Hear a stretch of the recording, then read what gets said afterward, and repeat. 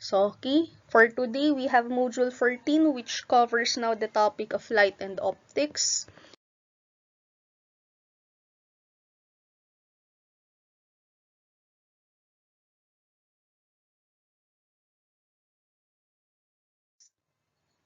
Optics now would be that branch of physics that would deal with the study of light, specifically its behavior and its properties. Okay, so how do light behave when they travel or when they strike or hit an object? How do they move?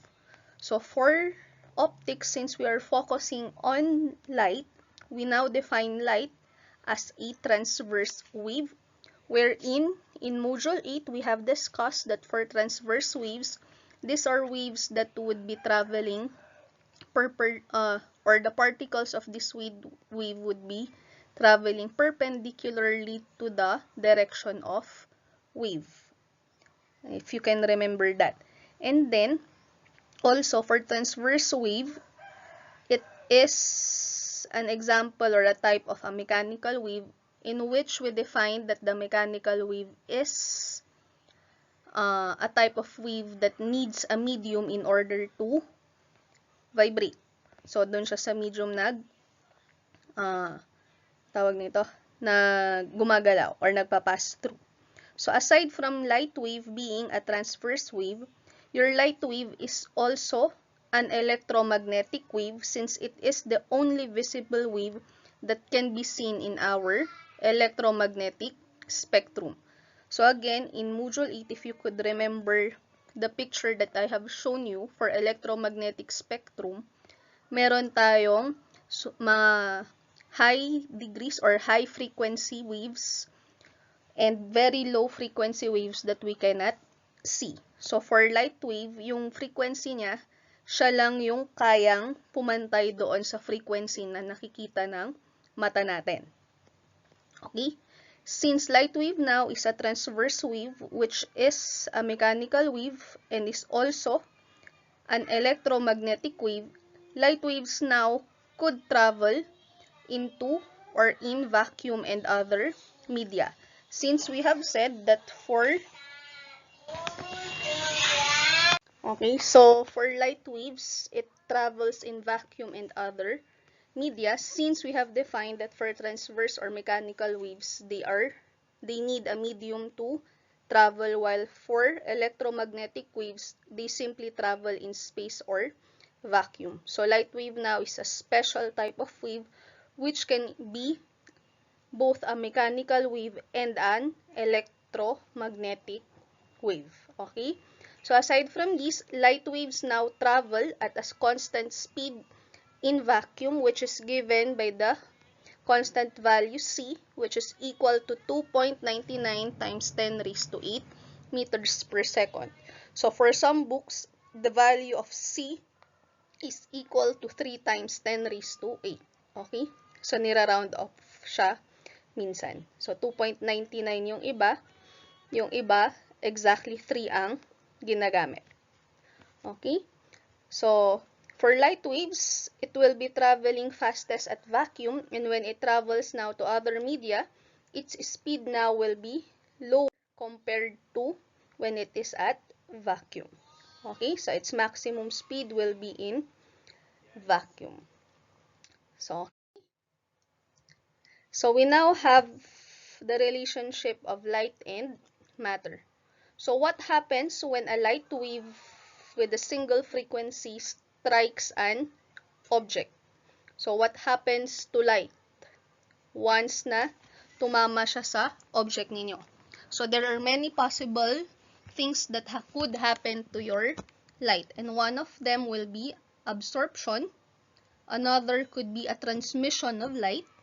We also have a refraction of light and reflection of light. So what is the difference, or what are the difference of these four possibilities? So when we say absorption, it simply means that light now will be absorbed, or some of the light will be absorbed by the object, and that absorbed light will be converted into other forms of energy. So an example of light absorption So when the light from the sun, for example, strikes or hits a solar panel, what happens? So the light wave now, or the light energy, is transformed into heat energy. And that heat energy will be converted or transformed into a electric energy. So that's a type of absorption which is then now applies to conversion of or conservation of energy. Okay? So for transmission, this will be when your light wave passes through your interface or an object and to a second medium. So it would simply pass through an object. So light now, or light transmission, dito na papasok yung ating opaque objects, translucent and transparent objects. So basically, when we have an opaque object, it means that no light can pass through the object. While for translucent, portion of the light is transmitted or passes through, and for transparent materials, almost all of the light will pass through the medium. And then we have refraction of light, which simply means that the light waves passing through your material will be bended. So refraction now could be a transmission. Ang nangyayari lang, instead na diretso yung pag-pass ng light, the light wave now bends at a certain angle. That is for refraction. And lastly, for reflection, this is now when your light wave is redirected. So it will not move through your object. It will not be bended while passing through the object. It will be redirected. So hindi din siya ma-absorb. Magbabounce lang siya dun sa object kung saan siya tumama. Okay? And for our discussion of optics in Module 14, we will only be focusing on the last two, which is refraction and reflection. Okay? So to understand light and matter, or the effects, or what happens to light when it hits an object, so let's say we have here an object, and then an incident ray of light or incident wave of light will pass or will hit the surface of the object. So when light now is absorbed by the object, then there is absorption. Okay? So again, if we have an incident ray at a certain angle, and then this incident of light will pass through your object, then it is a transmission of light. And we have again another incident of light that will hit a surface of an object, and the light now will be bended. So instead of moving derecho, there is now a bending of light at a certain angle. Then this is now refraction.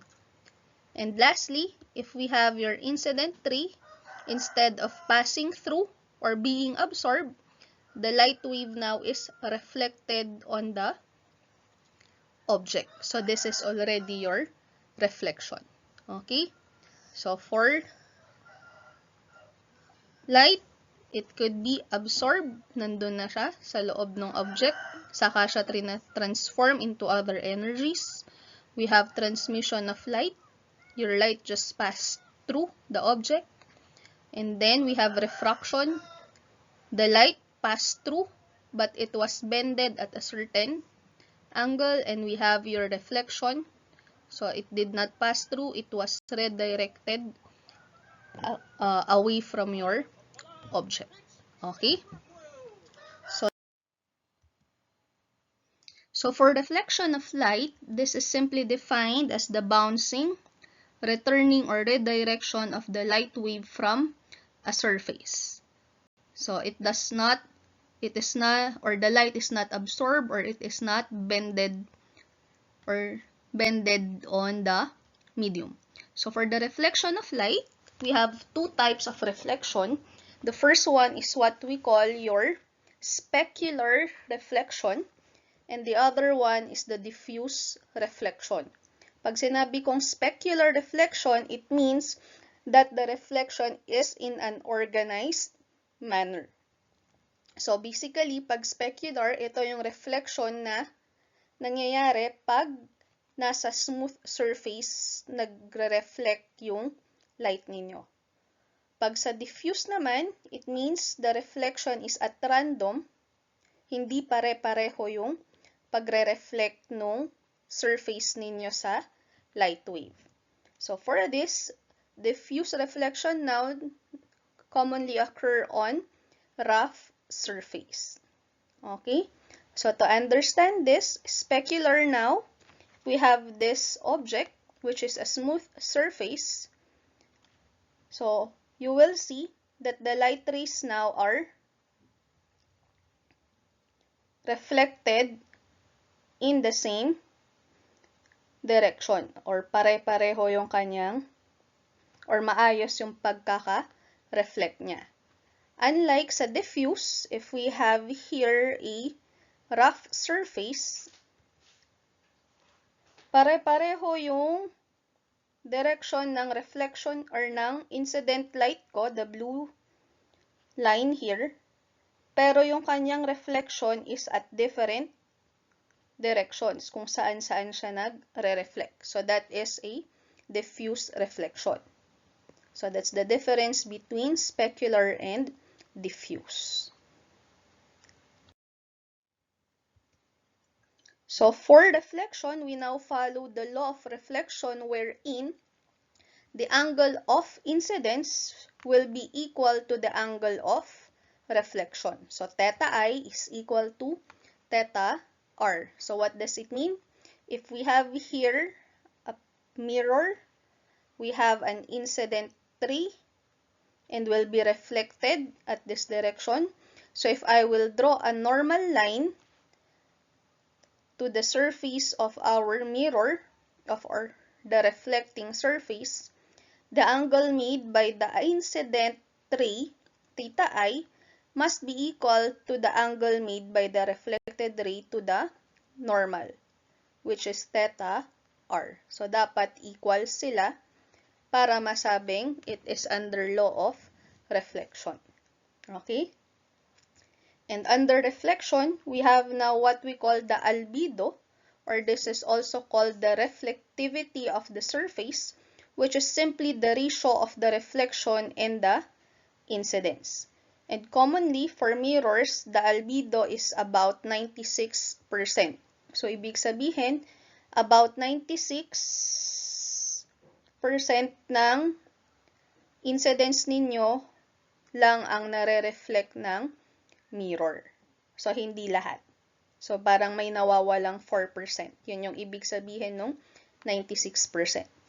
So, if the reflectivity is at 100%, then it means 100% ng incident ray is reflected. Okay? So, for reflection, still, we now have mirrors. So, one of the optical devices that will reflect light are your mirrors. And when we say mirror, this is defined simply as smooth surfaces that could reflect light wave in one direction, and the reflection now will produce an image. And for mirrors, we have two types of mirrors. We have the plane mirrors and your spherical mirrors. Pag sinabi kong plane mirrors, these are mirrors that are flat surfaces, or the reflective areas or surface is flat. While for spherical mirrors, its reflective surface is taking the shape of a spherical segment.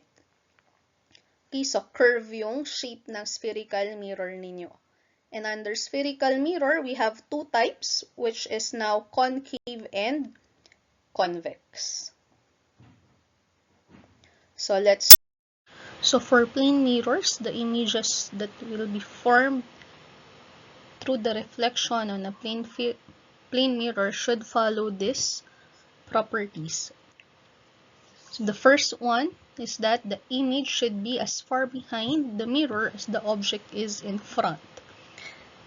The second property is that the image is unmagnified, and the image should be virtual, upright, and perverted.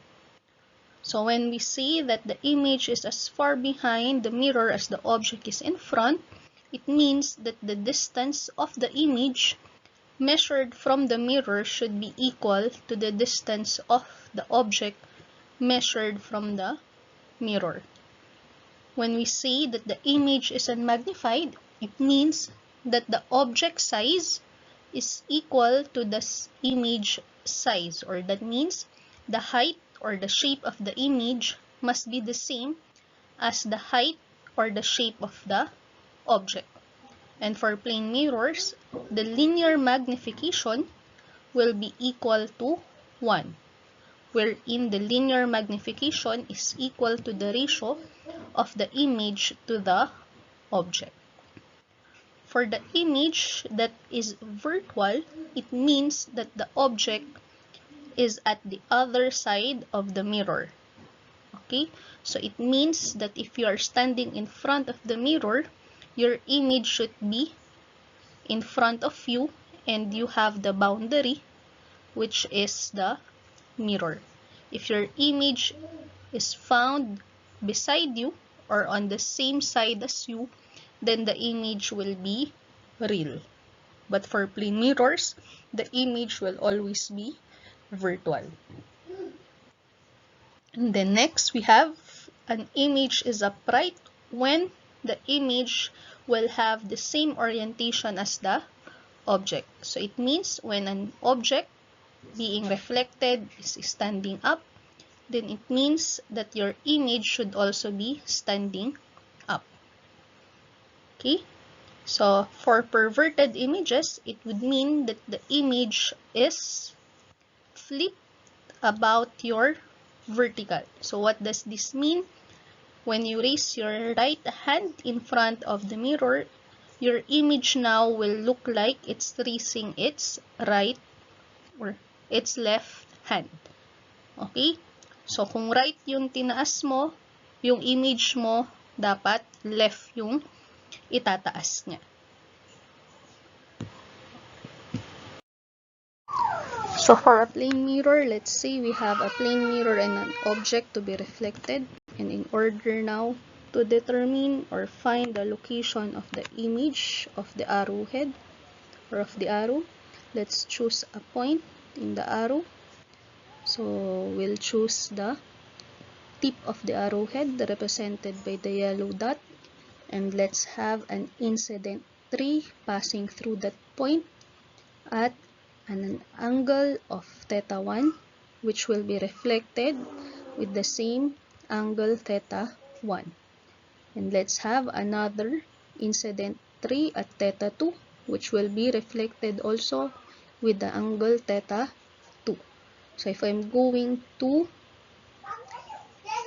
extend now the reflected rays on the opposite side of the mirror, we will have an intersection of the reflected rays. And this intersection now will represent the location of the image of the point we have reflected. So this one is the apparent position of the tip of our arrow object. So therefore, from this illustration, we could now say that the image form is a virtual and upright object or an upright image. Virtual since our image is on the opposite side of the mirror, and upright since they are both pointing upwards. Also, the image will have the same distance as the distance of the object. And lastly, the image will have the same size as the size of our object. Okay? So aside from your plane mirrors, the second type of mirrors or optical device that would reflect light is our spherical mirrors. And for the spherical mirrors, we have the concave and your convex mirror. So for a concave mirror, this one now will be the mirror having the inside curve as its reflecting surface, while for the convex, yung outside curve naman ang reflecting surface. Okay? So for your concave and convex, they will have the same parts or anatomy. So for a concave or convex, it will have its radius of curvature. It will also have its center, its principal axis, the vertex, the focal point, and your focal length. Okay? So for the radius of curvature, this is simply the radius of the sphere from which your mirror was taken. The center will simply be the center of the sphere from which the mirror is taken. And when we say principal axis, this is your imaginary line that passes through the center and connects to the mirror. Pag sa vertex, this will now be the point on the mirror in which the principal axis will intersect the mirror or the curve of the mirror. Pag focal point naman, it would simply be the point midway between the vertex and the center. Or it is the half of your or midpoint of your radius. And then for your focal length, this will be the length now of the focal point to the mirror or the point of the focal point to the or length of the focal point measured to the center. Okay? Convex mirrors, let's have this curve taken from a sphere. So it will have a center of curvature. So it's the center of the whole sphere. So we have here your principal axis passing through the center and it meets with the mirror. So this is the principal axis. We have your vertex. And then we have your radius of curvature. So radius of curvature. The point between C and V is your focal point. And the length now will be the focal length. And when we have a light ray that will pass through and hit will hit the inside curve of the mirror, reflection now will be towards your focal point. Okay? And for this now is a concave mirror, and since the reflection will be meeting at a single point, which is the focal point, the concave mirror will also be called a converging mirror. And then, if we have here your spherical mirror, so it will have its center. So the center intersecting the line passing through the center, intersecting now the mirror will be our principal axis. We have here your vertex. So we have the radius and we have your focal point. And if we have now the light wave striking now the outside surface or curved surface, our reflection now will be along your focal point, pero ang direction niya is away from the mirror. So for this, light waves now will be reflected away, and pag in-extend natin, nagpa-pass through din siya sa focal point. So this one now is your convex mirror, or also known as a diverging mirror. Kasi naghihiwalay sila at point F. So, for concave and convex mirror, we now can also see that since the focal point is at the center of C and V, wherein C and V is also the radius of your sphere, we could also write that the focal length is equal to 1/2 of the radius. And for a concave mirror, the focal length now is a positive value, while for convex mirror, it will have a negative value. Okay? And then, for your mirrors, we will now follow the mirror equation, which is 1 over F equal to 1 over dO plus 1 over dI.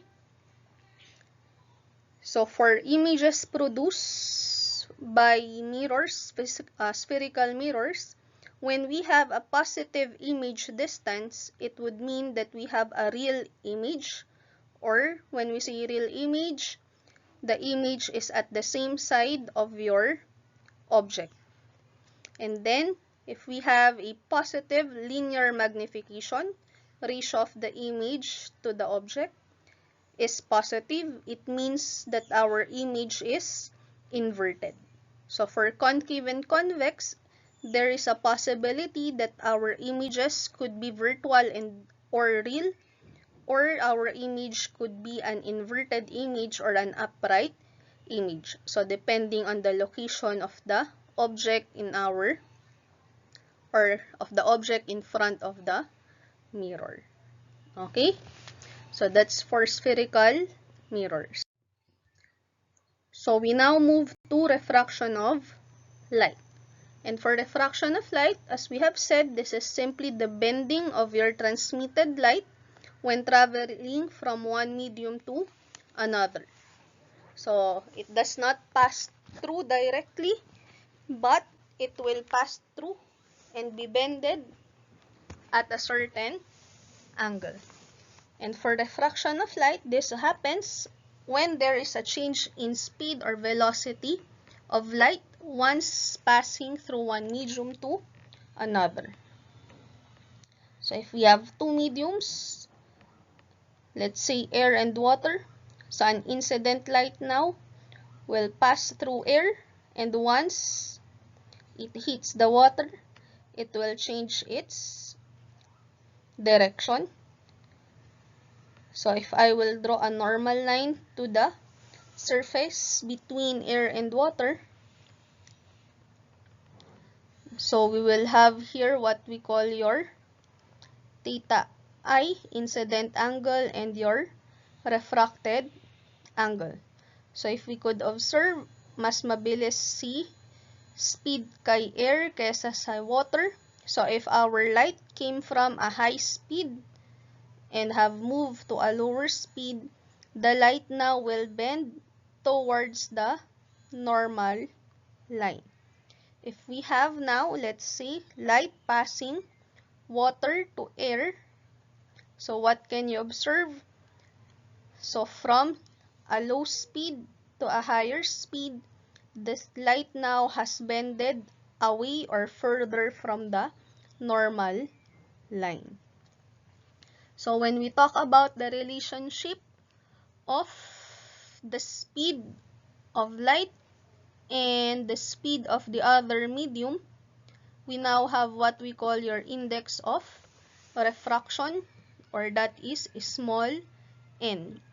The index of refraction will simply be the ratio of the speed in vacuum or in space to the speed in the medium. So that would simply be equal to C over V.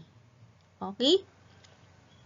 So, meron tayong law of reflection, meron din tayong para refraction. And we call that law the Snell's law. For Snell's law, it would simply state or define the relationship between the angles of incidence and refraction and the index of refraction for the two medium. Okay? So with that, so we have your angle of incidence, theta 1. We have your angle of refraction, theta 2. So for air, it will have its index. Water will also have its index. So we could write the equation for Snell's law as N1 sine theta 1 equal to N2 sine theta 2. Okay? Okay, so this is now the general form of the Snell's law. So for this, we have N1 and N2 are the indices of refraction of the first and second medium. And then we have theta 1 and theta 2 simply as the angle of incidence and the refraction of the wave. Another way to write your Snell's law will be in terms of the equation of the index of refraction, which is C over V. So we could also have this as in this manner. So we know that N is equal to C over V. So pag N2, that is N, or that is C over V2. So divided by N1, so C over V1. So C cancels out.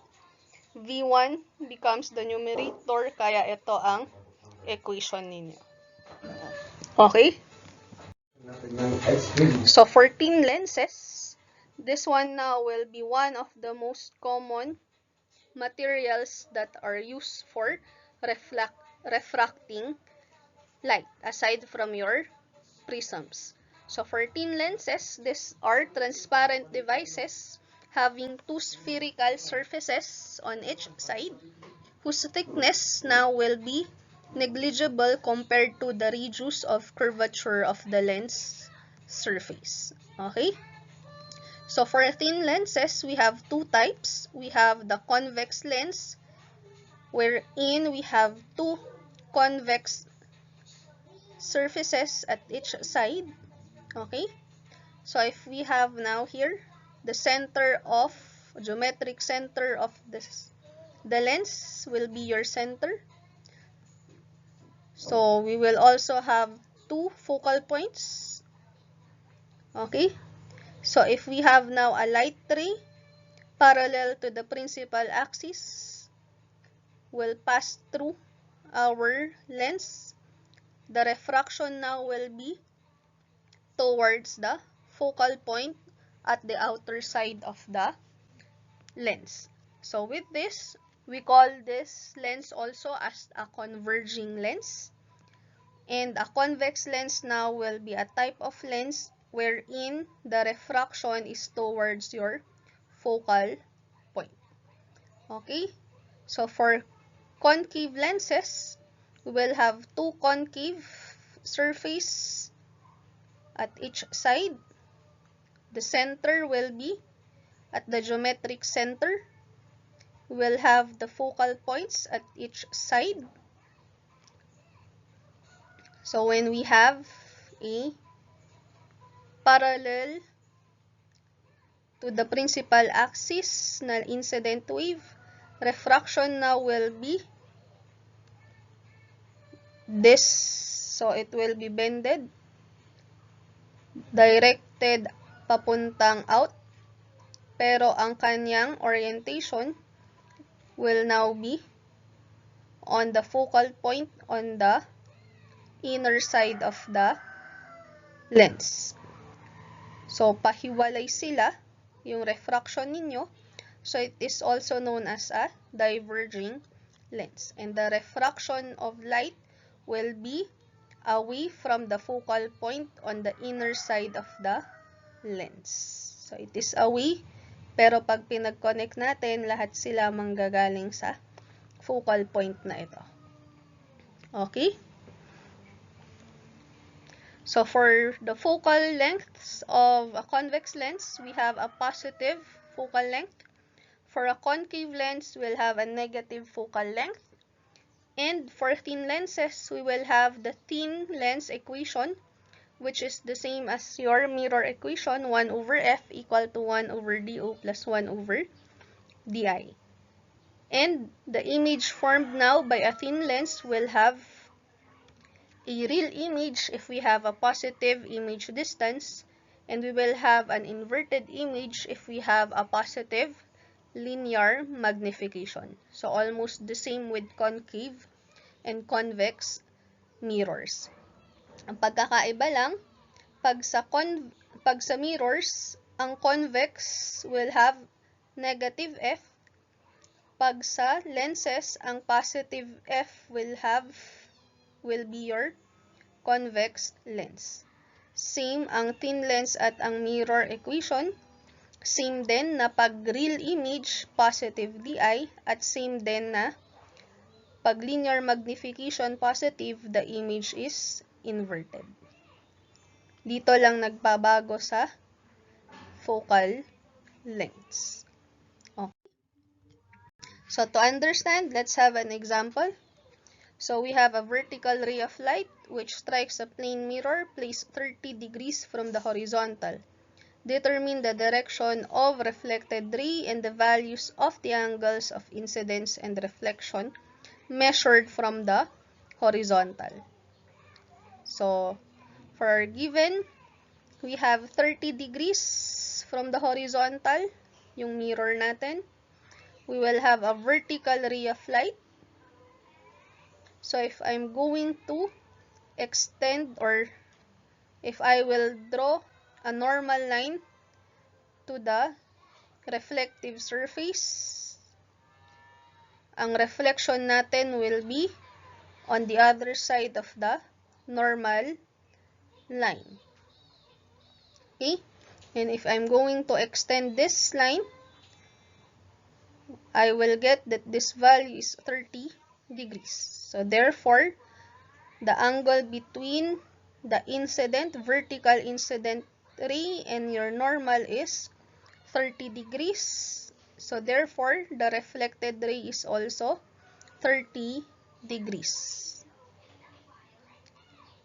So, pag meron akong horizontal na ilalagay doon, it will be also 30 degrees.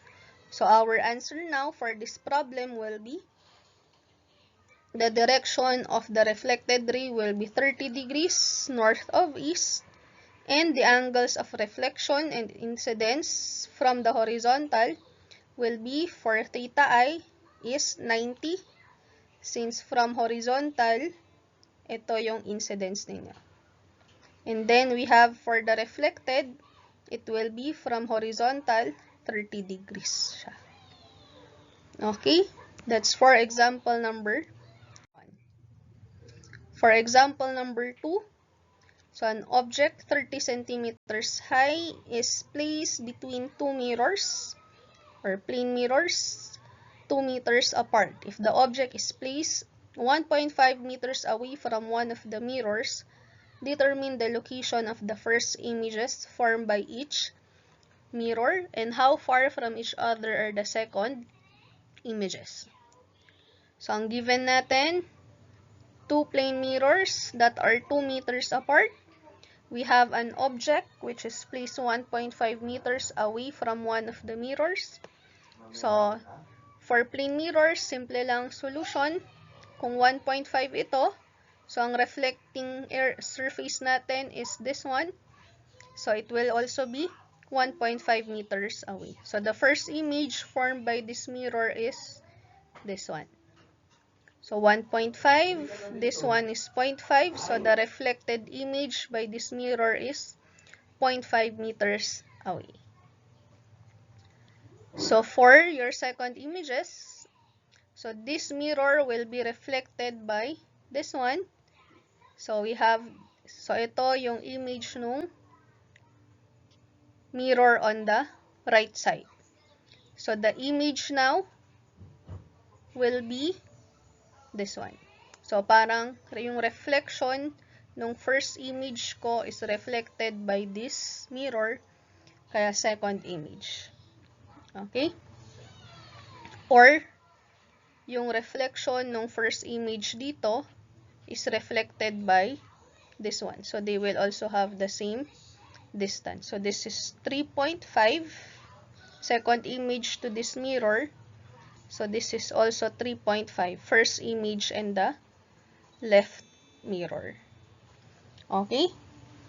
And then, for the other side, so this will be reflected by this mirror. So, we have your image of the left mirror. So, reflection nito, first image dito sa mirror na to is 0.5 meters. Or, another way, pag ito ang magre-reflect, i-reflect niya yung first image, which is 2.5. So, yung reflection from this will be 2.5 also. So, ganyan yung pag-draw. So, from our diagram, we can now answer that the locations of our first images will be 0.5 meters and 1.5 meters from each mirrors, and the distance between the second images will be 8 meters. So, this is 1.5, 3.5, 5.5, 7.5, 8. 8 meters away sila.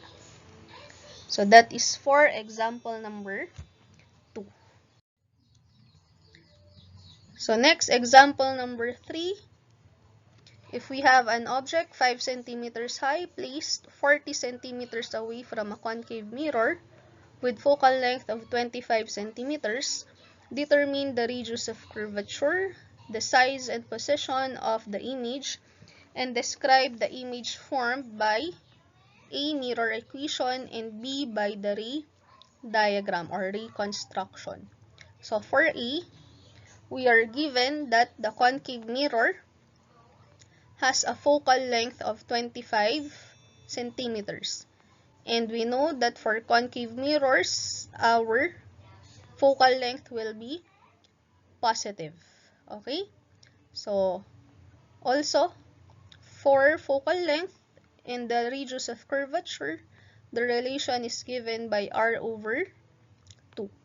So, computing now, the radius of curvature is equal to 50 centimeters. Okay? And then, for the size and position of the image, we will now use your mirror equation, which is 1 over f equal to 1 over do plus 1 over di. So, we have the value of your focal length. We have the object distance. So, substitute the values. We will now get a value of the image distance, 66.67 centimeters. So, the value of di is positive. Therefore, we will have a real image. And for the size of the object or of the image, we will now use your linear magnification, which is equal to height over or height image over height of the object. So, since hindi ko alam si linear magnification, I could also equate this to distance image over distance object. Merong di, meron ng do, meron ng object height.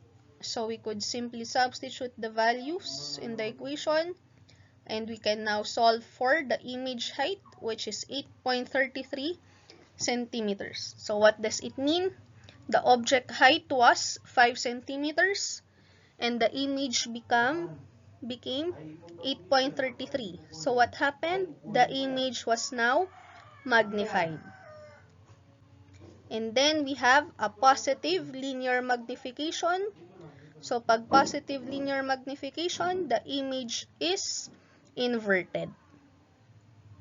So, we have already solved the radius, the image distance, and image size, and we have described the image form. By ray diagram, ang gagawin naman natin is to draw your concave mirror with the center here. So, the radius will be 50 centimeters. Focal length is at this point, which is 25 centimeters. So, meron tayong object, which is 40 centimeters away from the object or from the mirror. And then, if I will have now incident line, parallel to the principal axis, it will be reflected towards the focus or focal point. And then if I will have an incident light passing through this point towards the focal point, its reflection now will be parallel the principal axis. And if I will have another incident light passing this point of the object and will pass through the center, the reflection will be towards the center also. Okay? So with this, the conversion now or convergence of the reflected lines will be the reflection of the point being reflected. So, ito yung patusok yung nire-reflect natin. So, ibig sabihin, ito yung patusok nung image. So, image now is inverted. Pag measure nyo yung distance, that will be equal to 66.67 cm. And then, pag measure nyo din yung distance or yung height ng object ninyo, it will be 8.33 cm. Okay, so that is for the mirror equation and ray diagram for concave mirrors. Next, number 4. So if we have a 4 cm high object and is now placed 15 centimeters in front of a convex mirror with the radius 50 centimeters, determine the focal length, the size and position of the image, and describe the image formed by the mirror equation and by ray diagram. So for the mirror equation, for letter A, we are given the radius 50 centimeters. And we know that for convex mirrors, this is now a negative focal length. And we know that the focal length is equal to r over 2. So therefore, we will now have 50 over 2. Focal length is negative 25 centimeters. Okay, for the size and position, we now use your mirror equation. 1 over f equal to 1 over do plus 1 over di. So we have your focal length already. We have your object distance. Substitute the values to solve now for the value of di, which is negative 9.375 centimeters. So the negative sign indicates that the image formed is a virtual image. And for our size of the object, we now use your linear magnification. So we have your HO, we have DI and DO. So substitute the values. We now get the value of the image height, which is negative 2.5 cm. So what happened? From 4 centimeters, naging 2.5, the image has been diminished. We have a negative value for the linear magnification. So therefore, our image is upright. So to prove our answer, let's draw by ray diagram. So let's draw your convex mirror. So the center of curvature is 50. We have your focal point, which is 25 centimeters. We have an object placed 15 centimeters away. So if I will have an incident line parallel to the principal axis, the reflection now will pass through the focal point. Okay? And then, if I will have an incident line passing this point and to the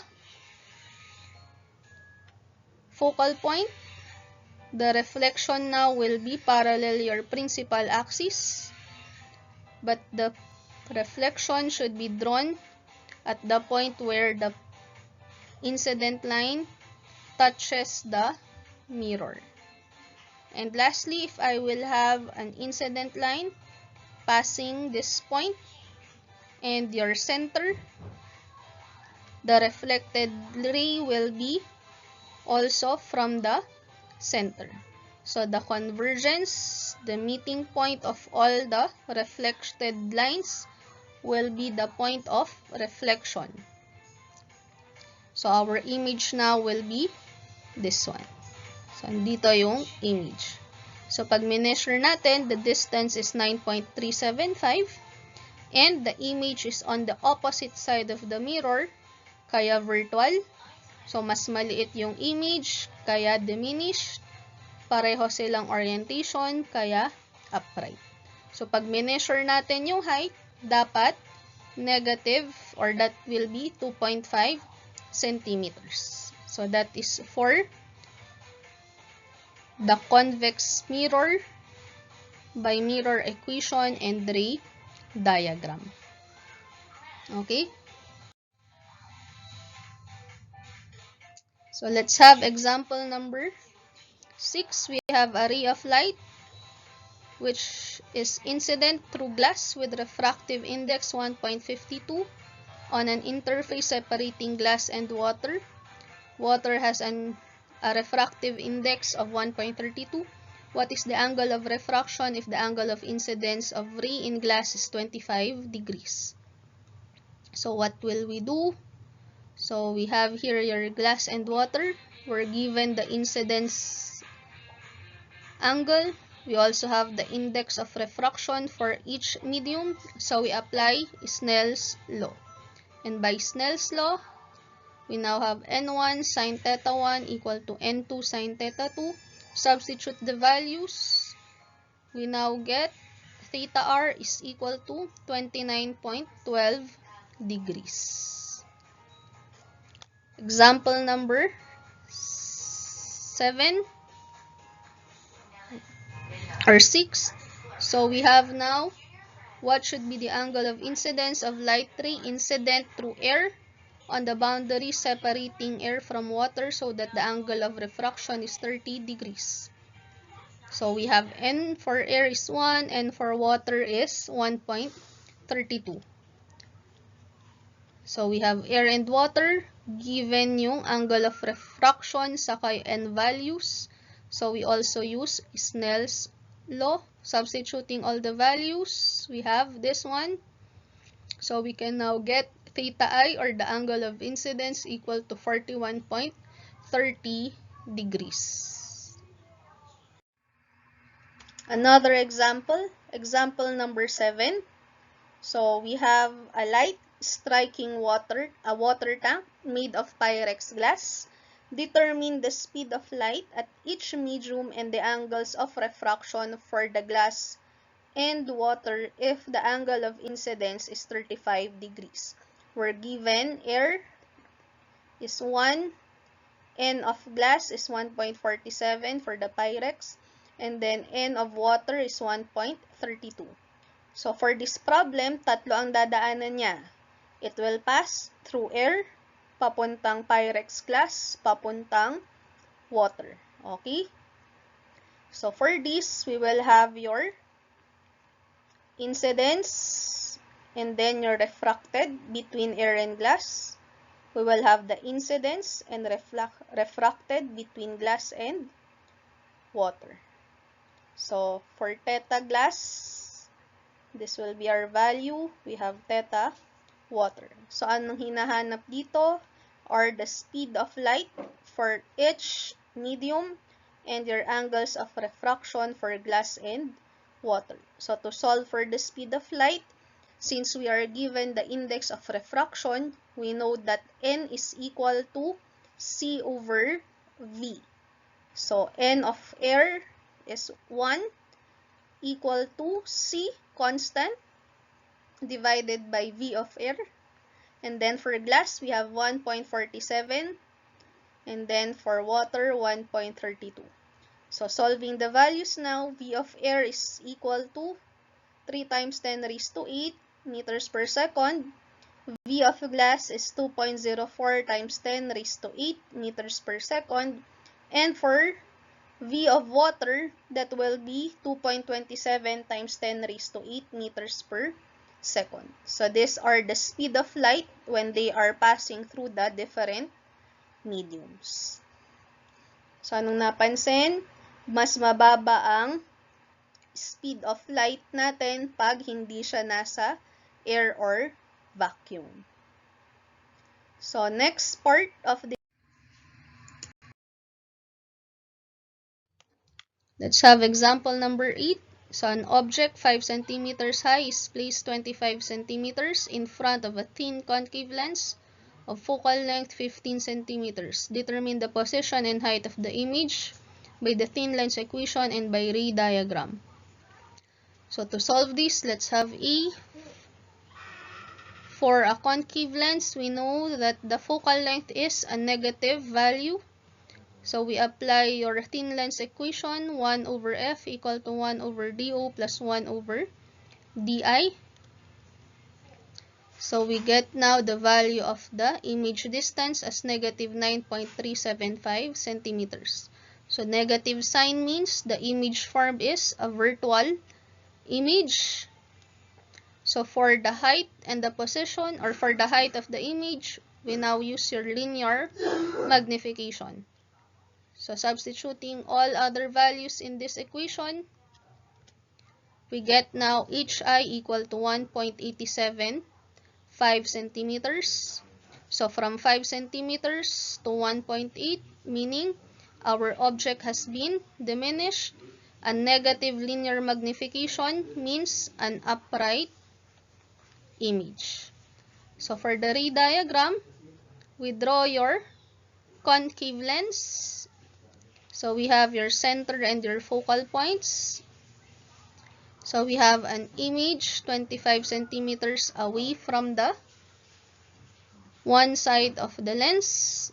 So if we have an incident line that will pass through the focal point, its refracted ray will be along this line. So it will be parallel to the principal axis. And then if we have an incident line parallel your principal axis, our refracted ray will be passing through the focal point. And then if we will have an incident line passing your center, it will also be reflected or refracted at the center. So convergence is the point kung saan din yung nare-refract natin. So the image is diminished, same orientation, upright, and it is on the same side of the lens, kaya virtual. So pag sa mirror, pag same side, real image. Pag sa lens, pag same side sila, virtual image siya. Okay? So next example, we have example 9. So for example 9, it's the same as example 8. Ang pagkakaiba lang is that the lens now is a convex lens. So by convex lens, your focal length now is a positive value. So we apply your thin lens equation, substitute the values, we get the image distance as 37.5 centimeters. For the image height, we apply your linear magnification. So also positive distance image, kaya real image. So for your image height, linear magnification, we have now the value of hi is 7.5. So from 5 centimeters to 7.5, the image has been magnified. We have a positive linear magnification. So therefore, the image produced is inverted. And for our ray diagram, so draw your convex lens. We have the center and your focal point. we have your object 25 centimeters in front. So the refracted ray now will be passing through the focal point pag parallel the principal axis ang incidence. Pag ang incidence naman natin will pass through the focal point, then the refracted line will be parallel your principal axis. And the incident line passing your center will also be refracted on the center. So convergence will be the point na nire-refract. So therefore, this will be our image. So the image is inverted, mas malaki. So it is magnified. It is on the opposite side of the lens, kaya the image is real. Pag measure ninyo yung distance, it should be 37.5. Pag measure yung height, dapat 7.5 cm.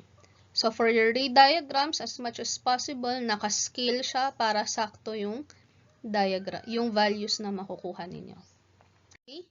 So for optics, summary of your mirrors and lenses. Pag plane mirrors, incidence angle is equal to reflection angle. It should have the same distance and same height. It should be virtual and upright, and it must be perverted. For spherical mirrors, we have real image pag positive distance image, and then we have an inverted image pag positive linear magnification.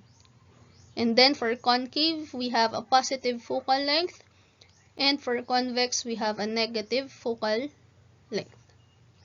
For thin lenses, we'll have same real image pag positive image distance, inverted image pag positive linear magnification, pag convex, positive focal length, pag concave, negative focal length. For thin lens equation and mirror equation, it's the same, 1 over f equal to 1 over do plus 1 over di. And then for your linear magnification, it is equal to image distance over object distance, or image height over object height. And for our ray diagram, the incidence now and the reflection or refraction, the relationship will be pag parallel to the principal axis ang incidence, reflection or refraction will pass through the focal point. Pag ang incidence passes focal point, the reflection or refraction is parallel the principal axis. And if the incidence passes the center, the reflection or refraction will also pass through the center.